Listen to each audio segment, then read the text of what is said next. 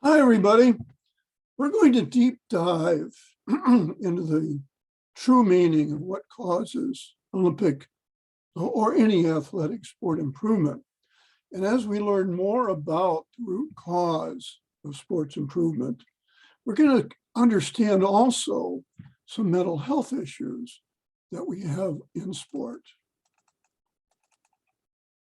The true meaning of the Olympic motto is not that records have been broken, but rather the mindset by which records continue to be broken, as well as insight into mental health issues after a successful career. The person that created Citius Altius Fortius was Father Henri Didon.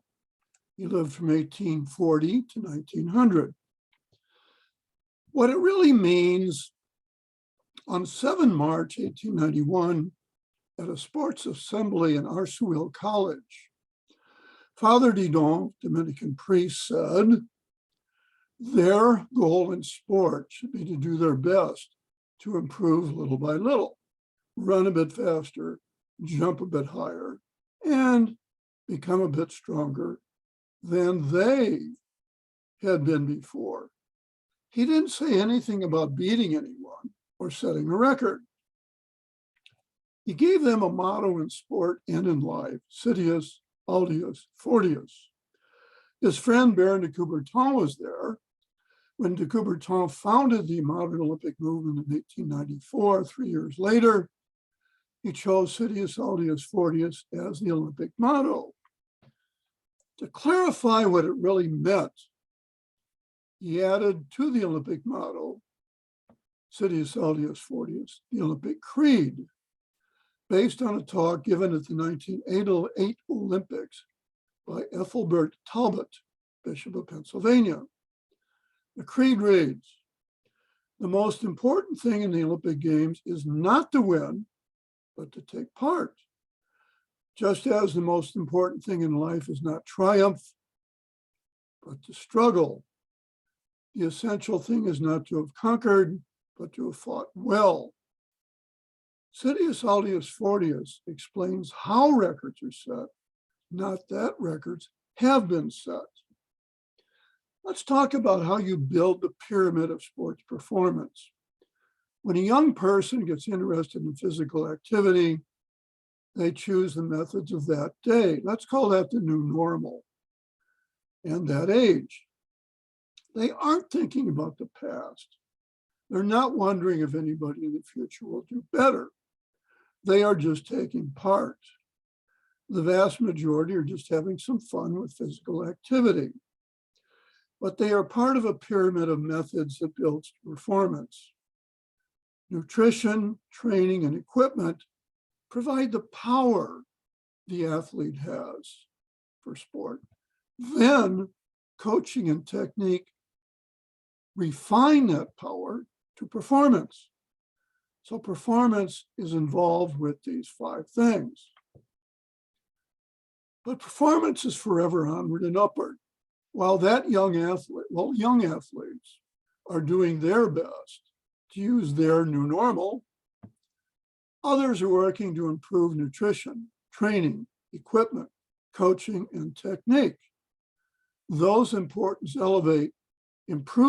elevate what an athlete can achieve as part of a teamwork. Now, of those athletes out there performing, the best of them will be on sports teams, best of them will be on national teams, the best of them will set records, and the best of them will win medals, the best of them will set records. At the top of that pyramid are the records. Citius Altius Fortius explains how records are set, not that they have been set. It's simply a matter of doing their best, applying nutrition, training, equipment, coaching, and technique to performance, and others, technical people, are improving those at the exact same time. Let's take an example. I'm going to take it in 1924 for the Olympic 400-meter swim. No, I wasn't there. People probably think I was. Johnny Weissmuller was first. Boyd Charlton was, and Arneborg was second, and Boyd Charlton was third. Interesting that Charlton had quite a competition, and with Arneborg, I could spend a whole session telling you about it. Something is really bugging Arnold Borg, and Charlton could not be happier to see that. I show you this picture because let's start with Weissmuller. At the 100 meters, Weissmuller swam the 100 meters in under a minute for the first time in history. That was such a big deal that they made him Tarzan in the movies. Charlton at 1,500 meters at the same Olympics took 2 minutes off the Olympic record, not seconds, minutes. He cut the Olympic record from 22 minutes to 20. Question is now, with this new normal idea, how long did it take swimmers to accept Weissmuller's new normal and not be snowed under, and Charlton's new normal? Well, all right. I'm taking the velocity of the male 100 and 1,500 meter champions from 1908 to the present. 1924 was Weissmuller and Charlton. Here's 1,500 meters. And here is Charlton improving by 2 minutes. I'm sorry, right here is Charlton going from 20 to 24. How long did it take for new normal? Right away. New normal improvement, new normal improvement. World War, improvement, improvement, improvement, improvement. Each time a new normal was accepted immediately. Right here is the upper curve. Weissmuller improving to 59 seconds for 100 meters. How long to get a new normal? Immediately. Improvement, improvement, improvement, improvement, improvement. Nobody was snowed under. Everybody ignored what had happened before. They simply went out and swam. I want to show you one more thing about 1924.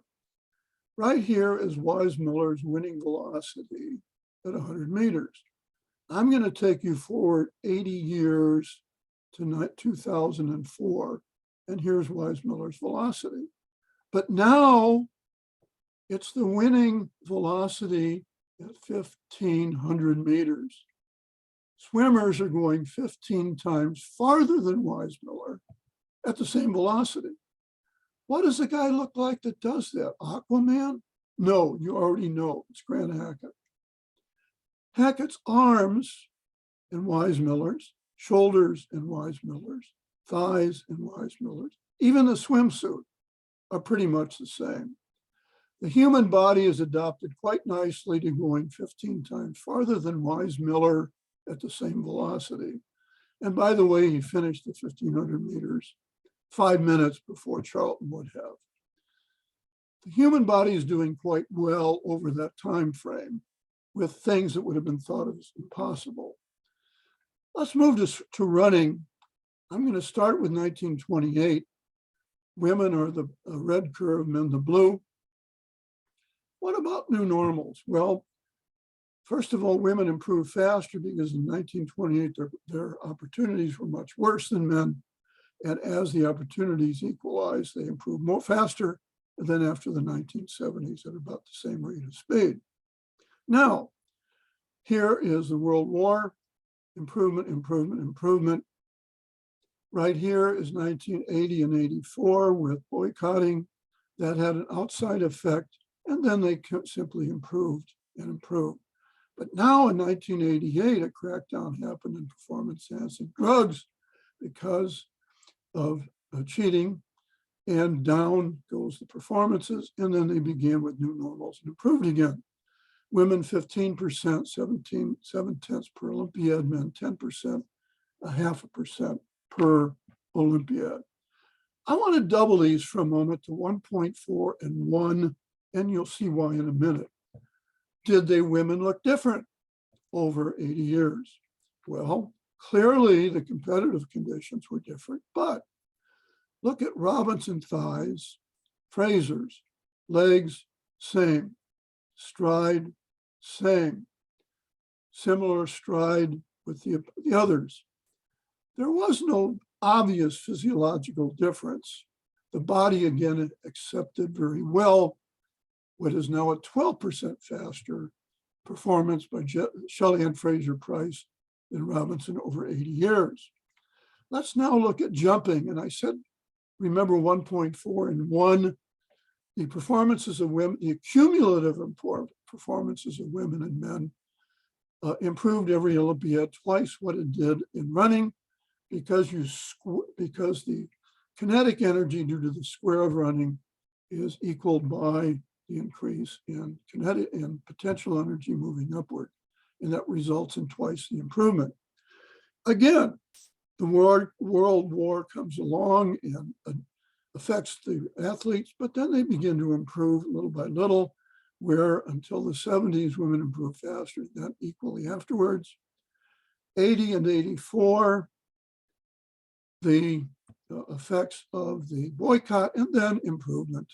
But after 88, bang, bang, performance-enhancing drugs were cut down on, and then they improved again afterwards, with outside events affecting them, but they themselves improved by accepting the new normal. Do they look different? Well, of course, the vaulting versus the Fosbury flop, instead of your center of gravity being here, it's about where the bar is. Well, look at something else about how equal they are. The thigh muscles, legs.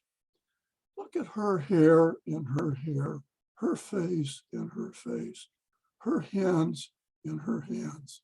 It looks like they've been cloned, or we're seeing a time machine. Helibut is 29% faster, but the body is not showing any signs of wear over 80 years at the women's high jump. Let's take a look at swimming. We have a much smoother rise. I'm averaging the percent of all the swimming events, the improvement over each Olympics. And collectively, there's a greater percentage than in the other events, 1.6% per Olympiad for women, 1.4 for men, 33% and 28 accumulative. Well, over the world wars, they had very little negative effect, but then new normal athletes improved till women more till the 70s. Here we have the boycotting, which certainly affected the improvement, and then they start improving. Now, the crackdown on performance-enhancing drugs did not begin until 92 to 96 in swimming. For the first time in history, performances got worse under the crackdown. So something was there in swimming, but again, new normal. And by the way, here, there was an improvement in the most recent Olympics and the most recent Olympics and the most recent Olympics in spite of COVID. Well, did the swimmers look different? No. Of course, the conditions were very different, starting block here and here. Physicality is really about the same. Of course, you have goggles and a lot better swimming conditions, but Henry is 26% faster, and you really do not see any negative, any straining of the physicality with that year by year acceptance of the new normal and simply accepting what the conditions are and improving. In terms of breakthroughs, these are 4 major breakthroughs. These are the percent improvements leading up to breakthroughs. The percent improvement on the first break, the change of the percent improvement rather, at that breakthrough in the percent change. The rowing ergometer, a training device, improved the rate of improvement 586%. Fiberglass pole equipment improved the increase of change 419%. Fosbury flopper technique 83%. Clap skate 58%. But each one of these is a one-time change. The athletes then accept the new normal and off they go again. Well, let's look at Tokyo 2021 when they had been affected by COVID over the previous years. The rate of improvement of swimming and the rate of improvement of all the events in athletics at Tokyo exceeded that were 0.29 and 0.65% better than 4 years before, exceeding the 4-year improvements of Rio over Beijing and Rio over London and London over Beijing. And the improvement in athletics over 4 years exceeded that of Rio over London and London over Beijing. I would say that's faster, higher, stronger, and truly inspirational that the athletes, in spite of COVID, accepted new normals and found a way to do better. So why do the performances keep improving? It's the very nature of young athletes living the real meaning of Sidious Altius Fortius to try to improve, each using the methods of their day, each aided by similarly minded nutritionists, trainers, coaches, analysts, and equipment makers. Winning performances keep getting better simply due to the self-improvement of accepting the new normal and trying to do a bit better each time. Let's talk about mental health issues. Naomi Osaka is a very sensitive young woman. She was a torchbearer for Japan. When she beat Coco Gauff, she knew how bad Coco Gauff would feel. Naomi Osaka comforted Gauff and asked Gauff to join her in the winners. This was at the US Open, and she won at the winner of that match's interview. Gauff did that, and that helped so enforce Gauff in herself that she is today is in the French Open finals. And actually, for a few months later, Gauff played Osaka in the Australian Open with Osaka as defending champion, and Gauff beat Osaka, becoming the youngest person ever to defeat a defending champion. It was Osaka's sensitivity that made Gauff what she is today. Simone Biles, another person that has had serious issues with sport. And to understand those issues, Michael Phelps produced a documentary called The Weight of Gold, the weight of gold medals. He included in his documentary, The Weight of Gold, interviews with himself and 11 superstars: Jeremy Bloom, David Obadiah, Sasha Cohen, Gracie Gold, Steve Holcomb, Lolo Jones, Bodie Miller, Apollo Ono, Jarrett Peterson, Shaun White, and Katie Ulander, from a cross-section of summer and winter sports. In interviewing them, each one had 2 issues they mentioned. For each one, as a new generation of athletes began to perform as well as they had, they felt meaningless, experienced depression. Phelps has 23 gold medals, more than double the next athlete that has 9. But he said he never felt accomplished as other athletes came forward and began to do about as well. As their careers ended, they felt helpless since their financial stipends ended and they had no profession other than an athlete. Not everybody. Some of these athletes did have support and endorsements, but by and large, they felt a little bit lost. Ironically, the very thing that caused each one of these athletes to simply ignore what they heard about others and go out and do well, when others did it, it bothered them. They didn't see it as themselves in reflection. They saw it as they being less accomplished. Very surprising, really. Well, clearly we need counselors to deal with the athlete's self-worth while in competition and transitional planning for the future as they leave competition. When I was an athlete, as a swimmer, I tried new events and I broke records, doing just what I told you about. In college, the previous swimmers visited us and said, wow, you guys are so much better than we were. And I said to them, no, we are what we are because of you. We stand on your shoulders. I said that partially because of something I was told by Jesse Owens. I was in a swimming meet with my white high school, swimming at black high school.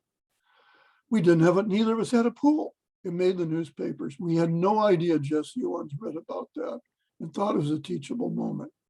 I am telling you what Jesse told us. There is nothing you can do about what people think about you or say about you. There is one thing you can always do. You can always do your best. He's saying to put out of his mind, we should put out of our mind what others are saying and doing and just take care of ourselves. With all the prejudice against Jesse, that is how he functioned as an athlete.